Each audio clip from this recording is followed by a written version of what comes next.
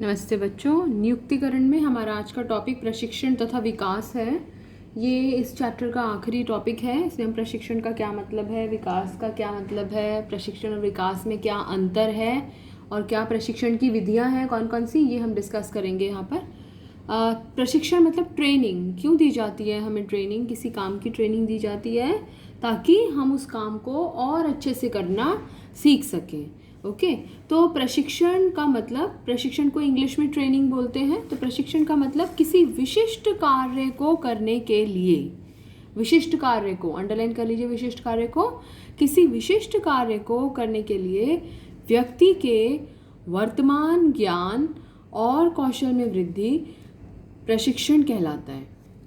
वर्तमान ज्ञान और कौशल, अभी प्रेजेंट पर फोकस करता है। प्रशिक्षण ये चाहता है कि व्यक्ति का अभी का काम, अभी वो उस काम को अच्छे से करना सीख जाए।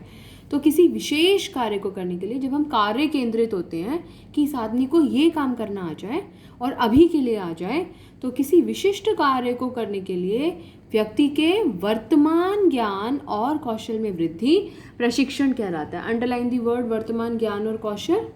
ओके, परिभाषा नोट कर लीजिए। और ये अभी पर फोकस करता है, वर्तमान पर फोकस करता है, किसी विशेष कार्य पर ही फोकस करता है, इसीलिए यह अल्पकालीन प्रक्रिया है, शॉर्ट टर्म के लिए है, अभी के लिए है। तो इसलिए प्रशिक्षण जो होती है वो एक अल्पकालीन प्रक्रिया कहलाती है। इसे नोट कर लेंगे प्रशिक्षण की परिभाषा को।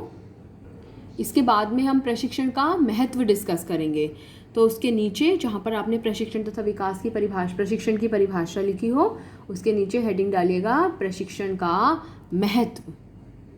अब बच्चों ये देखने की ज़रूरत है कि प्रशिक्षण का महत्व या प्रशिक्षण से फ़ायदा, तो अगर ट्रेनिंग दी जाती है तो प्रशिक्षण से क्या सिर्फ कर्मचारी को फ़ायदा होता है, सिर्फ उस इंसान को फ़ायदा होता है जिसको प्रशिक्षण दिया गया है, या फिर उस संगठन को भी लाभ होता है जो संगठन प्रशिक्षित कर्मचारियों से काम करवा रहा है। अगर आपके संगठन में एक अप्रशिक्षित व्यक्ति काम कर रहा है और वहीं उसकी जगह एक प्रशिक्षित व्यक्ति काम कर रहा है, ट्रेंड आदमी काम कर रहा है, तो दोनों में से कौन बेहतर काम करेगा? डेफिनेटली एक प्रशिक्षित व्यक्ति। किसकी वजह से कॉस्ट कम आएगी? प्रशिक्षित व्यक्ति की, क्योंकि वो वेस्टेज नहीं होने देगा, कोई नुकसान नहीं होगा हमारा, ऐसी संभावनाएं हैं। वैसे नुकसान तो हर किसी से हो सकता है, लेकिन अगर हमें कोई काम बहुत अच्छे से करना आता है तो हमारी हानि की संभावनाएं जो होती हैं वो लगभग न्यूनतम हो जाती हैं। तो प्रशिक्षण का लाभ दो लोगों को पहुंचता है, संगठन को फ़ायदा पहुंचता है और कर्मचारियों को फ़ायदा पहुंचता है। तो देखते हैं प्रशिक्षण से संगठन को क्या लाभ मिलता है। तो पहले हेडिंग डालिएगा प्रशिक्षण से संगठन को लाभ। संगठन को लाभ को अंडरलाइन कीजिएगा। एग्जाम में क्वेश्चन ऐसे ही आता है, वो हमसे पूछते हैं कि संगठन को 3 लाभ बताइए, कर्मचारी को 3 लाभ बताइए। इस तरीके से वो 6 मार्क्स का या 3 मार्क्स का क्वेश्चन बना सकते हैं। तो संगठन को पहला फ़ायदा पैसे और प्रयास की बचत होती है। जैसे कि अभी मैंने डिस्कस किया, पैसे और प्रयास की बचत कैसे होती है। पहले हेडिंग डालिएगा, हाफ मार्क हेडिंग का, हाफ एक्सप्लेनेशन का। क्योंकि प्रशिक्षित कर्मचारी गलती नहीं करता है, या फिर हम कह सकते हैं कि बहुत उसकी गलती करने की संभावनाएं बहुत ही कम होती हैं। सेकंड पॉइंट, लाभ में बढ़ोतरी। अब देखो प्रशिक्षण से लाभ में बढ़ोतरी कैसे हुई। जो व्यक्ति प्रशिक्षित है, जो व्यक्ति ट्रेंड है, उसकी उत्पादन ज़्यादा प्रोडक्शन करेगा। और ये नहीं है कि प्रोडक्शन की मात्रा ही ज़्यादा होगी, उस प्रोडक्शन की क्वालिटी भी अच्छी होगी। तो जब व्यक्ति को प्रशिक्षण दिया जाता है तो उससे उत्पादन की मात्रा भी बढ़ती है और उत्पादन की गुणवत्ता भी बढ़ती है। और जब आपकी क्वांटिटी भी बढ़ रही है, क्वालिटी भी बढ़ रही है, तो डेफिनेटली आपका प्रॉफिट भी बढ़ेगा। ठीक है, याद रहेगी ये बात, नोट कर लीजिए इसे। थर्ड पॉइंट, भविष्य के लिए प्रबंधक तैयार। कैसे? क्योंकि हमने उसको ट्रेन कर करके उसको काम करने में निपुण बना दिया, तो कल को अगर इमरजेंसी में भी वो व्यक्ति को अपने बॉस का काम संभालना पड़े तो उस काम को संभाल सकता है और एक फ्यूचर मैनेजर बनने की कंडीशन में होता है। तो भविष्य के लिए हमारे पास प्रबंधक तैयार हो जाते हैं। फोर्थ पॉइंट, ये जो फोर्थ पॉइंट है, ये हमने यहाँ पर 3 पॉइंट्स हैं। एक्चुअली एनसीईआरटी में ये तीनों पॉइंट्स एक ही कैटेगरी में दे रखा है। हमने अलग अलग इसलिए लिखा कि इमरजेंसी की कंडीशन में जब हमें पॉइंट्स याद ना आए तो हम इनको अलग अलग भी यूज़ कर सकते हैं। अदरवाइज कोशिश करें कि इन 3 को एक साथ याद रखें। जब आपको ट्रेनिंग दी जाए, आपको ट्रेनिंग दे के गाड़ी में बिठाया जाए, कार में बिठाया जाए चलाने के लिए, तो डेफिनेटली आपका कॉन्फिडेंस लेवल कैसा होगा? हाई होगा। ऊंचा होगा। और जब व्यक्ति का मनोबल ऊंचा है, जब वो संगठन में ऊंचे मनोबल के साथ काम करने आ रहा है, तो उसका काम में मन लगेगा। जब काम में मन लगता है, जब कई बार स्कूल में हमारा मन नहीं लगता है तो हमारा छुट्टी करने का मन करता है। इसी तरीके से अगर व्यक्ति का संगठन में मन लग रहा है तो डेफिनेटली वो संगठन में कम छुट्टियां करेगा, अनुपस्थिति भी कम होगी, और उससे भी ज़्यादा वो कभी भी संस्था को छोड़कर जाने के बारे में नहीं सोचेगा। तो प्रशिक्षण से संगठन को 3 फायदे होते हैं। कर्मचारी का मनोबल ऊंचा होता है। जब उसका मनोबल ऊंचा होता है तो वो संगठन में कम छुट्टियां करता है और संगठन को छोड़कर जाने के बारे में भी नहीं सोचता है। तो 4, 5, 6 लिख के इसको ऐसे एरो बना लीजिएगा कि ये हमारा वैसे तो तीनों एक ही कैटेगरी में है, राइट। लास्ट है बदलते पर्यावरण का सामना करने में सहायक। डेफिनेटली ट्रेनिंग कैसे हमारे काम आती है। देखिए, कोरोना वायरस के काल में आप भी ऑनलाइन वीडियोस ढूंढना सीख गए, यूट्यूब पर भी आपने कुछ वीडियोस सर्च की होंगी। हम भी ऑनलाइन वीडियो बनाना थोड़ा थोड़ा सीख गए, कुछ कोशिश कर रहे हैं, कुछ जगह जगह से ढूंढते हैं, जूम ऐप चलाना सीख गए। तो अलग अलग तरह की चीज़ें हम सीख रहे हैं। और अगर हम इसके हिसाब से अपने आप को ना ढालें तो हम ज़्यादा समय तक सर्वाइव नहीं कर पाएंगे।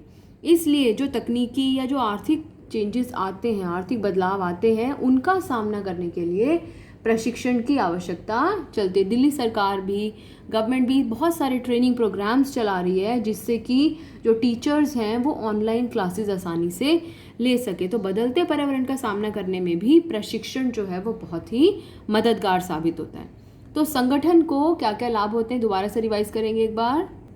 पहला फायदा पैसे और प्रयास की बचत, दूसरा फायदा लाभ में बढ़ोतरी, तीसरा फायदा भविष्य के लिए प्रबंधक तैयार, चौथा फायदा मनोबल ऊंचा, अनुपस्थिति कम और संस्था को छोड़कर जाने की दर भी कम, और लास्ट फायदा बदलते पर्यावरण का सामना करने में सहायक। इन्हें नोट कर लीजिए। उसके बाद में हम देखते हैं कि प्रशिक्षण से कर्मचारी को क्या क्या फायदे पहुंचते हैं। ये नोट करने के से पहले अगले पोर्शन पे मत जाइएगा वीडियो की, पहले वीडियो को पॉज करके यहाँ तक का काम कंप्लीट कर लीजिए, तभी आगे जाइएगा। अब बात करते हैं प्रशिक्षण से कर्मचारी को क्या फ़ायदा होता है। 4 लाभ हैं, 4 फायदे हैं कर्मचारी को। पहला, बेहतर जीवन वृत्ति। देखिए, जीवन वृत्ति वर्ड का मतलब है जीवन चलाना, अच्छे से वो अपना जीवन चला सकता है। इसके 2 कारण हैं, सेकंड पॉइंट भी इससे रिलेटेड ही है, लेकिन क्योंकि एनसीईआरटी में जीवन वृत्ति वर्ड यूज़ किया है तो हम भी कोशिश करेंगे इसी वर्ड को यूज़ करने की।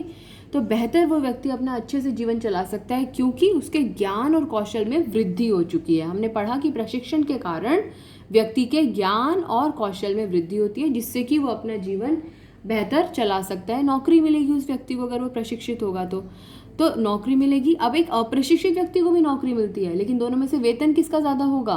डेफिनेटली एक प्रशिक्षित व्यक्ति का। तो इसीलिए सेकंड पॉइंट, अधिक कमाने में सहायक। तो जीवन अच्छे से चलेगा और ज़्यादा भी कमाएंगे, दोनों पॉइंट्स हैं।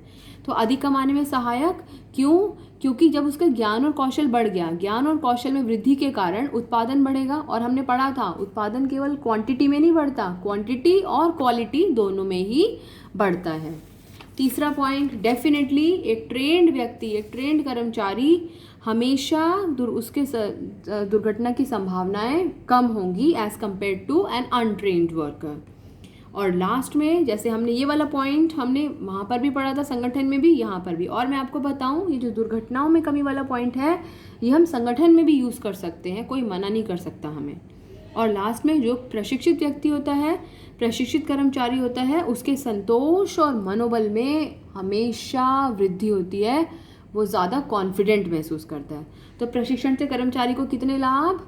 4 फायदे। पहले, जीवन वृत्ति बेहतर, प्रशिक्षित है, जीवन अच्छा चलेगा, अधिक कमाएगा, दुर्घटनाओं में कमी होगी, मनोबल में वृद्धि होगी। तो 3 चीज़ें, जीवन वृत्ति में वृद्धि, कमाने में वृद्धि, मनोबल में वृद्धि और दुर्घटनाओं में कमी। 3 में वृद्धि, 1 में कमी। इस तरीके से आप इसको याद रखेंगे, इसको नोट करके फिर अगली वीडियो की तरफ आएंगे।